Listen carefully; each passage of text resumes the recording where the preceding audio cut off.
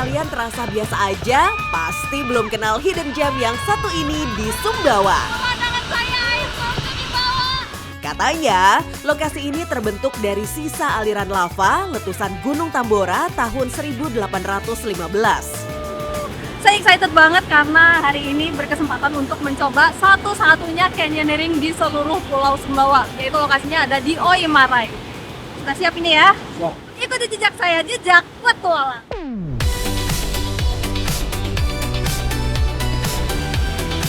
Di sungai ini ada 7 air terjun bertingkat loh.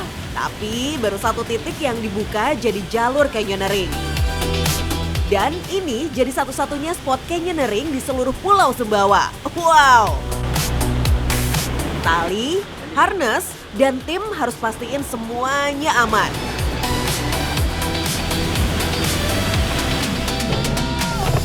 Keren banget. Ketinggian kurang lebih 20 meter ya?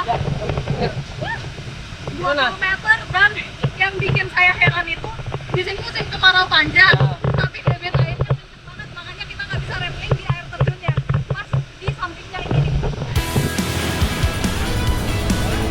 Oke, saatnya turun. Tenang, saya nggak sendirian kok. Di atas ada operator, di bawah juga ada tim yang siap nungguin. Pijakan kita ini batunya juga lepas-lepas, jadi kita harus pinter-pinter ngecek nih mana batu yang kokoh dan bisa dipijak.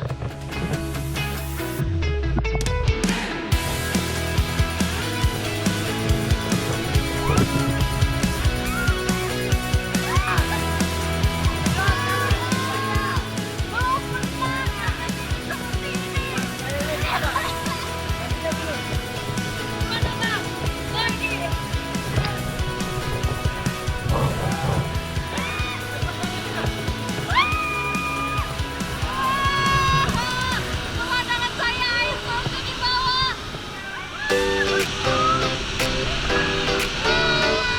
Paling penting kalau mau canyoneering itu ya harus berani dulu. Kalau nggak yakin, aduh bahaya. Nah, ini pas badan saya mulai menggantung di tebing. Baru kerasa deg-degannya. Ada banget yang di bawah.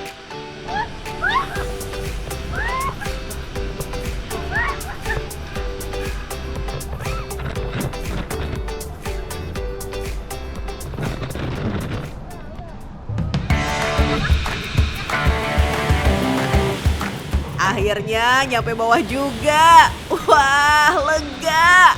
Tapi kok rasanya cepet banget ya? Malah jadi pengen naik lagi nih. Tadi itu bener-bener saya dikasih surprise ya, karena emang nggak dibilangin dari awal kalau di tengah-tengah itu talinya bakal ditarik, jadi saya bisa bergerak di atas. Nah, rencana saya sebenarnya adalah setelah turun langsung berenang, karena memang cuacanya panas sekali kegerahan. Tapi karena udah mandi di air terjun ya, ini aja udah lumayan dingin. Tapi nggak cukup cuma sekali, jadi saya mau naik lagi.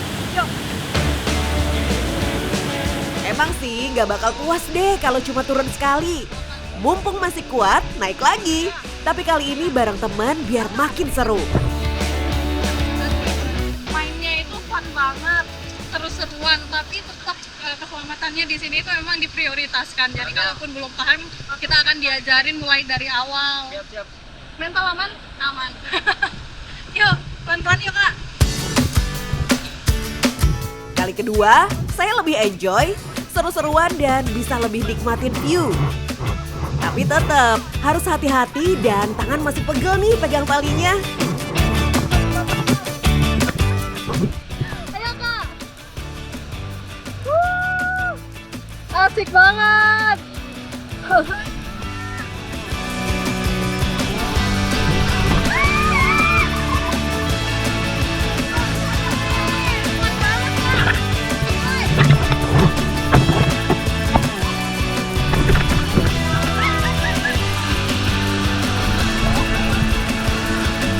Kita jadi koala.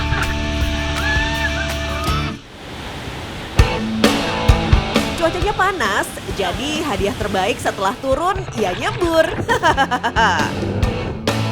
Airnya dingin banget, langsung bikin badan fresh lagi. Sekarang teman saya lagi turun dan saya mau nyobain Gimana rasanya jadi belayer? Aku ikut ya. Ya. Oh, ini yang ditarik cuma 1 orang, tapi yang narik ada 8 orang. Ini padahal berat badan orangnya nggak lebih dari 50 kilo nih. Oh, posisinya sampai kayak gitu.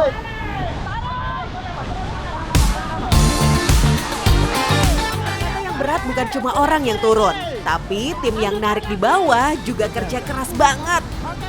Semua harus kompak, soalnya yang dipegang bukan cuma tali, tapi juga keselamatan teman sendiri. Kuat banget talinya nih, berat banget. Ini karena kita megang nyawanya orang ya, jadi orang kitanya juga harus hati-hati, nggak boleh gerakan langsung yang mendadak. Gesernya harus pelan-pelan, maju mundurnya harus pelan-pelan.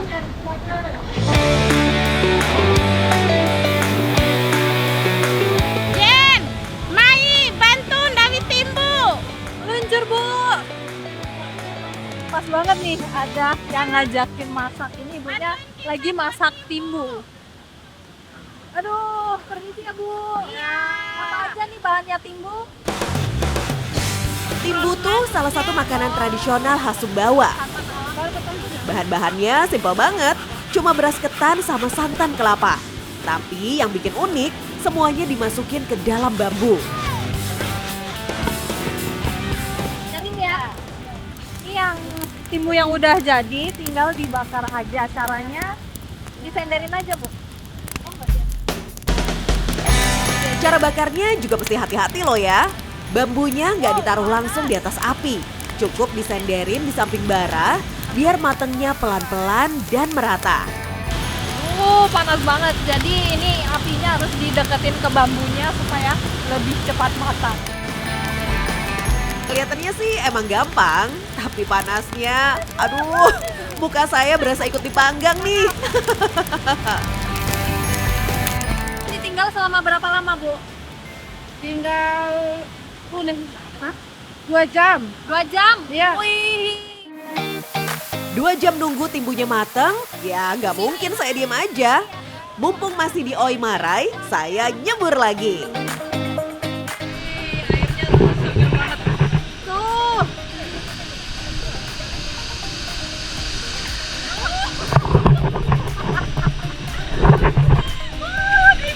Dingin banget, mantep banget. Kalau kalian mending kedinginan atau gerah? Kedinginan. Dingin tuh lebih enak daripada gerah. Airnya bening banget dan segarnya bukan main sih ini.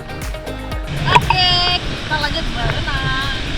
Pemandangan kita di belakang ada air terjun. Tebingnya itu juga tinggi banget.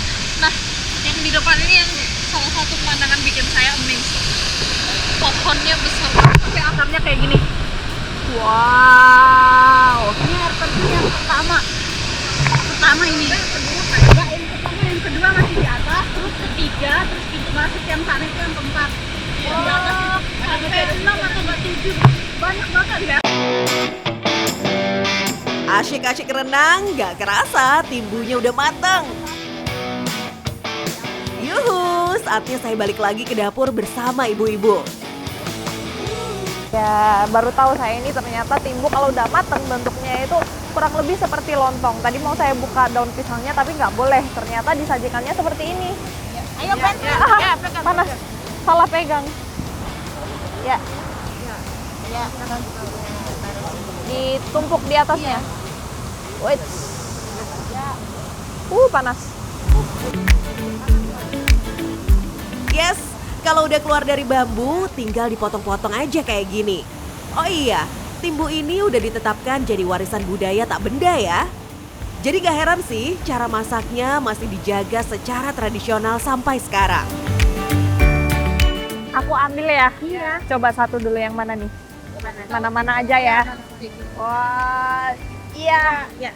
Wah, ini sih kalau dilihat dari tampilannya itu cara motongnya sama kayak sushi, tapi bedanya ini timbu. Ayo Bu, sama-sama.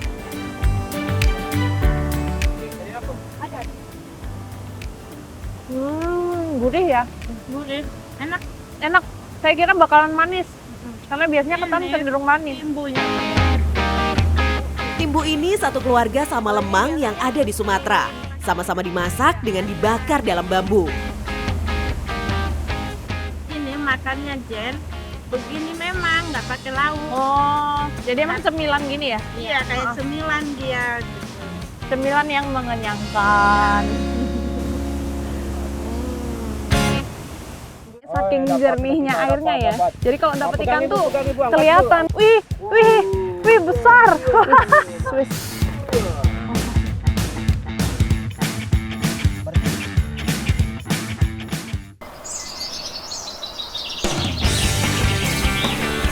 Kenyang makan timbu, saya gas lanjut petualangan ke lokasi baru.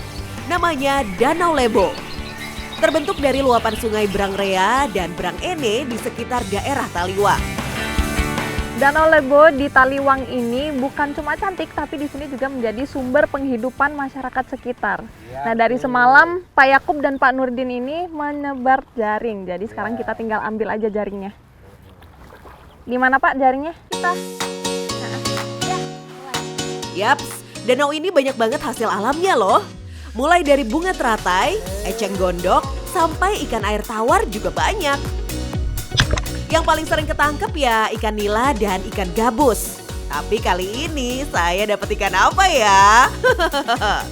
Untuk penanda jaringnya itu pakai pancang kayu seperti ini. Ini sih memang harus tinggi ya kayunya, karena kalau enggak dari jauh sama aja kayak batang-batang teratai itu.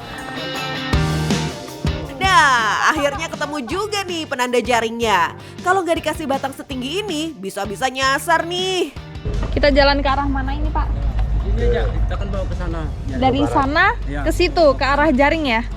Jadi sebelum mengangkat jaring ini biasanya kebiasaan bapak-bapak di sini di pagi hari itu pukul-pukul air. Tujuannya untuk menggiring ikan ya Pak. Jadi ikannya itu takut sama suara air sama percikan, larinya nanti terperangkap di jaring. Nah, ini aja nah. Nah, Apa namanya pukul-pukul di sini Pak? ya tepi air. Tepi air. Kita tepi-tepi air dulu.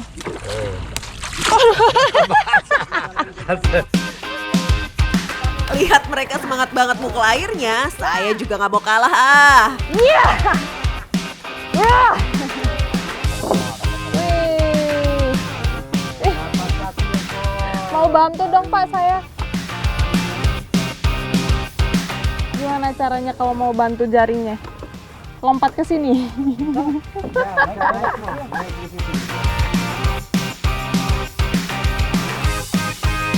Di danau ini saking jernihnya airnya ya. Jadi kalau dapet ikan tuh kelihatan. Wih, hampir lepas. Wih, ini nila. Oh, nila ini. Nila, emang di sini banyaknya nila sama ikan-ikan air tawar lainnya kayak ikan gabus juga ada. Tapi kita dapat nggak ya? Wits. Asik, hasil pertama lumayan nih. Ada nila, ada gabus juga. Tapi petualangan belum selesai. Masih ada senjata rahasia yang ditanam dari semalam, yaitu todong.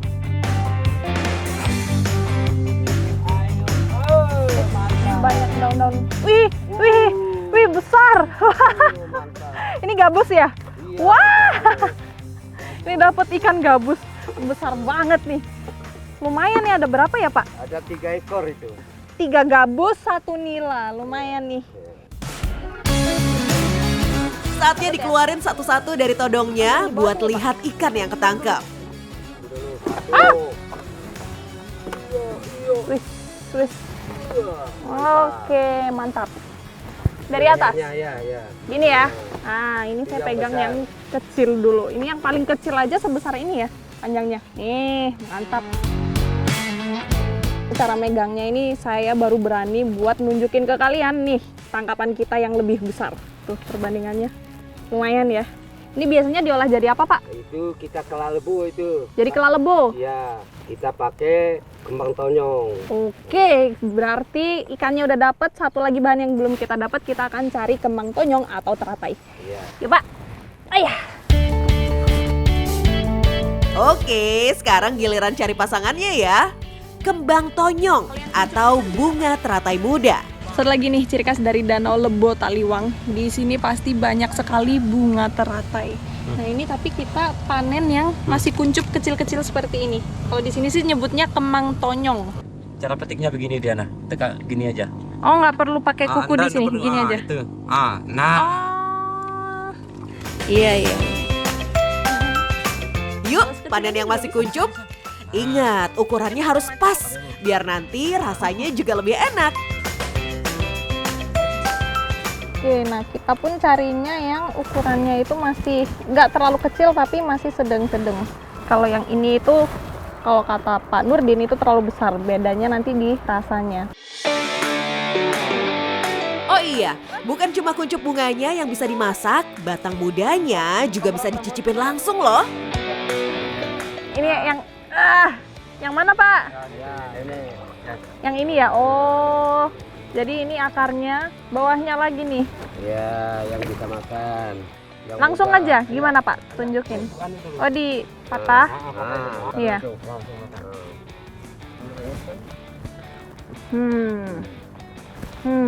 Ada manisnya, tapi yang jelas dia nggak pahit sih. Agak sedikit hambar ya, cuman sedikit sekali manisnya.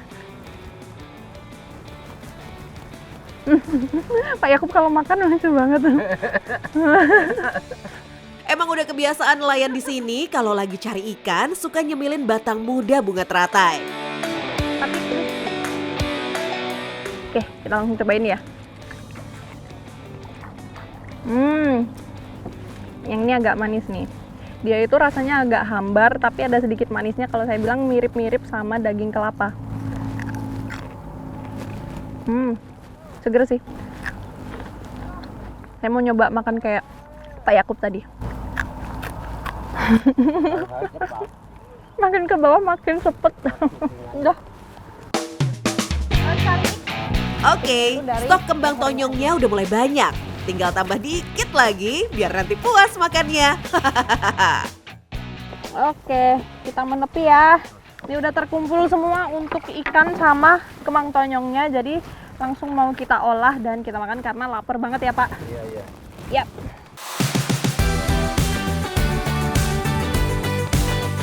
Hasil berburu ikan sama petik kembang tonyong tadi langsung dimasak. Bonusnya, view Danau Lebo yang dari tadi saya kelilingin. Fix, makan siang estetik nih hari ini. Untuk bikin kelalebo ini, nah yang penting itu cara untuk tahu mengupas kemang tonyongnya. Nah, jadi bagian hijaunya ini dibuang dan bagian dalamnya ini dibuang juga. Jadi yang diambil hanya yang putih saja. Kalau yang hijau apa Bu? Pahit? Pahit. Yang kuning juga pahit. Oh, jadi diambil yang putih aja ya. Makanya yang diambil yang muda-muda. Kalau yang tua kayak gini tetap bisa tapi nah kelopaknya aja. Kami bagi tugas ya. Saya kupas kembang tonyongnya, sementara Ibu Nur sat-set ngulek bumbu. Mulai dari bawang merah, bawang putih, dan cabai. Ini bumbunya ini sudah jadi, siap ditumis aja ini. Oh, udah langsung ditumis ya? aja, ya. Oke. Sebelum bumbu ditumis, ada satu rahasia nih. Yap, asam jawa. Asam jawa diremas pakai air, terus yang dipakai air perasannya aja. Terus dicampur sama bumbu.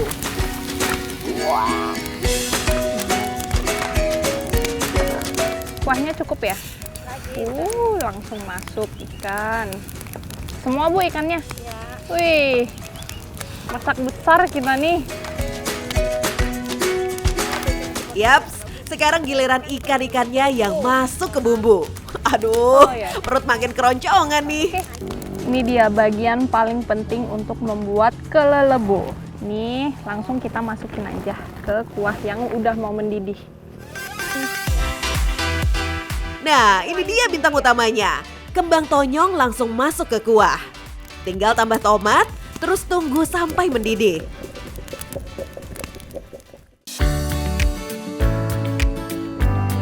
Kelak lebo. Wih, ya yang beli. besar. Dapat.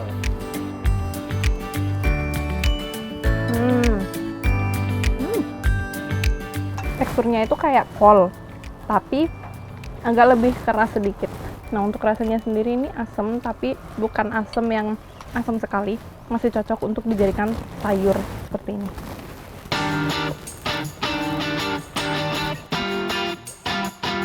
Kela Lebo ini jadi simbol khas masyarakat Sumbawa Barat. Benar-benar kuliner ala Danau Lebo yang wajib dicoba.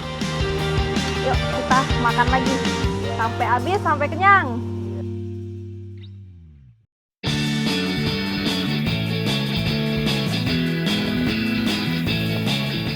Kalau ngomongin soal Sumbawa, banyak orang pasti langsung kepikiran susu kuda liar. Nah, kalau saya penasaran bukan cuma buat ngicipin aja nih, tapi juga ngikutin proses memerah susu bersama keluarga Pak Samsudin. Kalau makan, mereka pintar nyari sendiri. Tapi kalau soal minum, ya tetap harus dibantu nih. Apalagi di sini sumber air terbatas. Jadi air minumnya rutin disediain 3 kali sehari.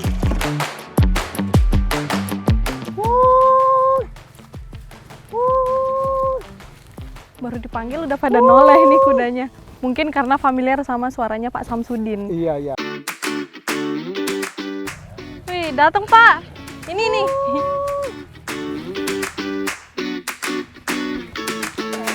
Sekarang saatnya masuk ke bagian yang paling saya tunggu nih. Memerah susu kuda. Biasa kalau sehari berapa kali Pak memerah susu? Pokoknya 3 jam sekali. 3 jam kita sekali peras, bisa 3 ya? jam sekali kita peras. Jadi saya baru tahu nih kalau kuda mau diperas susunya itu harus dipisahkan dulu Dipisah sama dulu dengan anaknya. Nah, Dipisahkan itu minimal 3 jam supaya ada stok susu yang bisa diperas seperti ini. Tapi tetap diberi sisa untuk anaknya supaya bisa nyusu juga. Jadi nggak kita habiskan kayak gini.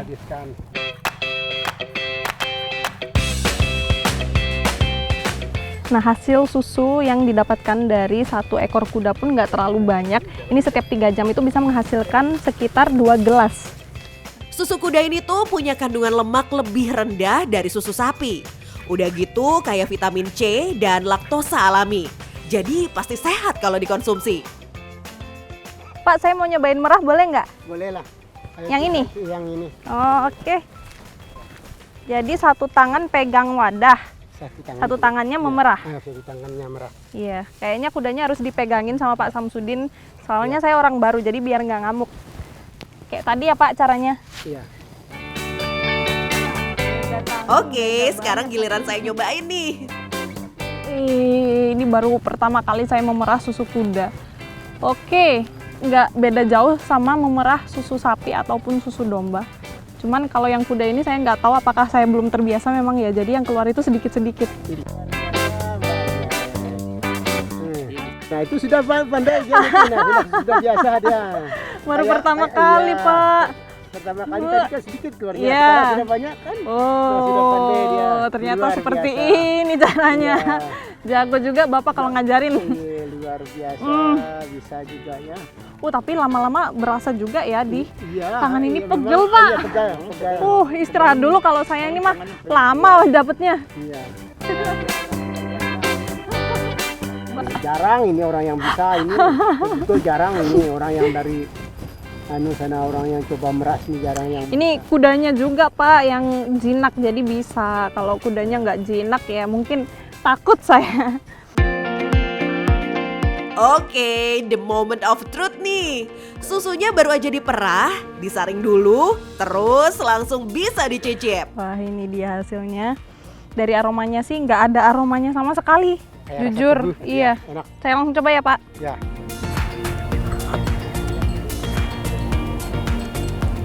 Jujur, nggak ada rasanya sama sekali. Ini Kayak soya. iya seperti soya milk, kalaupun Iya, susu hewan lain kayak susu sapi tapi dicampur air. Jadi kadar airnya kayaknya lebih banyak deh di sini. Nggak amis, nggak apa ya Pak? Enggak amis, enggak apa. Gak cuma dapat pengalaman memerah susu kuda, saya juga langsung diajak masak cemilan khas Sumbawa. Yuk, dipanen dulu. Kalau di sini caranya gimana Pak? Ini begini caranya. Pakai- ini pakai tali ini begini nah. Oh, Nah, begini. ini beda lagi sama di tempat saya Pak. Beda ya. Iya, Bagus. baru tahu nih saya caranya. Oke, terus diapain? 1, 2, 3. Oh, Bisa. bisa Pak. Ya, 1, 2. Mana? Woi, dikit lagi. Diginikan.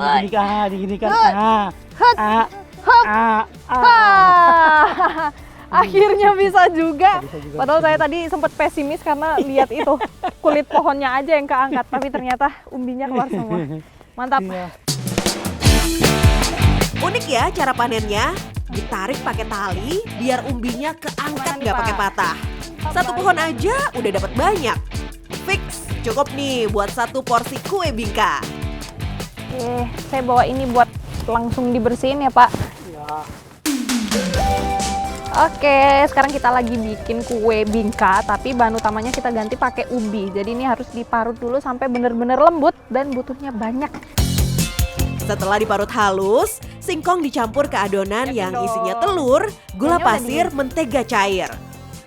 Semua diaduk sampai rata, terus dituang ke loyang buat dikukus sampai matang.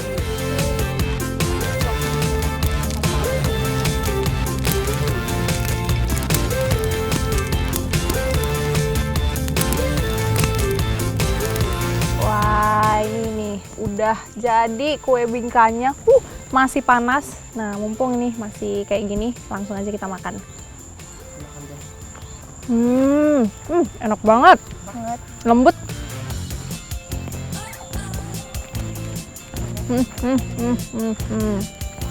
Ini Kak.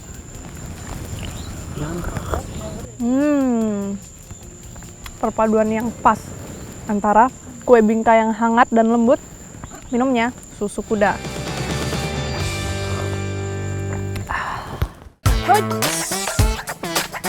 Sini ya. Ini meskipun di atas pohon ya, tapi kita tetap harus pakai gala yang panjang banget. Ini mungkin sekitar 5 meter nih. Lembut banget sih emang.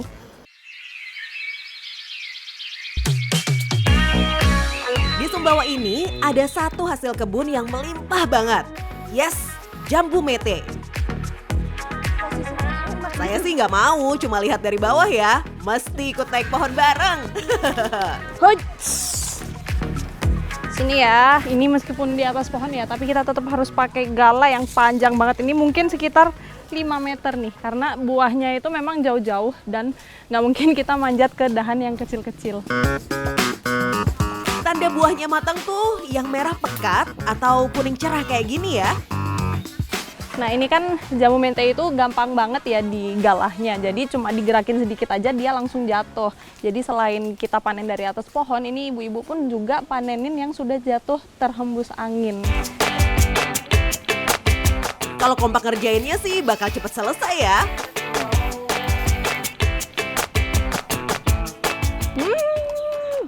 Lembut banget sih emang.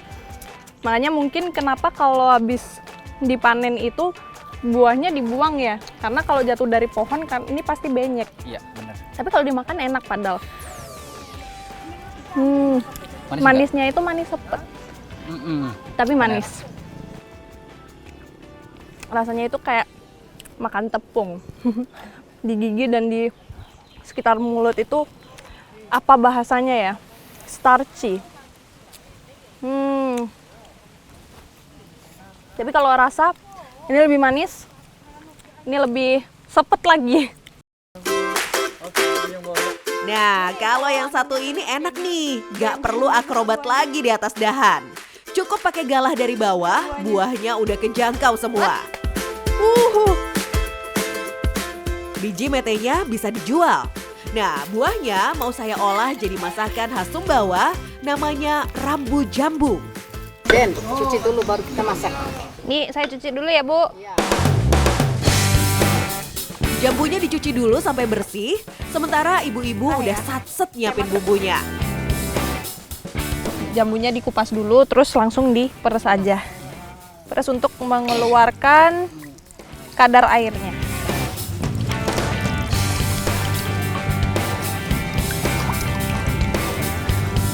Ini habis dicuci, terus langsung disuir-suirin lagi di dalam wadah.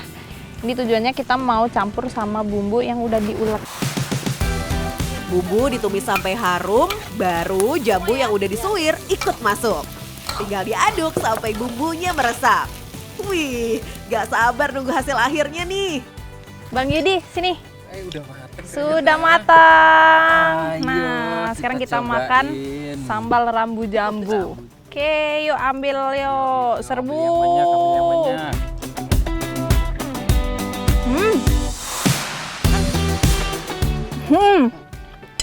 Enak, luar biasa. Wow. Ini kalau saya makan ini tapi nggak dibilang kalau ini jambu, mungkin saya nggak akan percaya. Nih, dari bumbunya aja sedep banget, pedes sedikit, tapi teksturnya itu benar-benar mirip ayam. Cuman kalau ini lebih kenyal aja dan ada berasa sedikit manis. Kalau selama ini kita cuma nyobain bijinya aja, ini saya beneran nggak nyangka kalau buahnya itu bisa diolah menjadi masakan yang seenak ini. Jadi kalau menurut saya sih semua orang wajib ya harus nyobain rambu jambu. Enak banget. Tambah lagi, Bu. Sama-sama. Yuk makan yuk, makan yuk.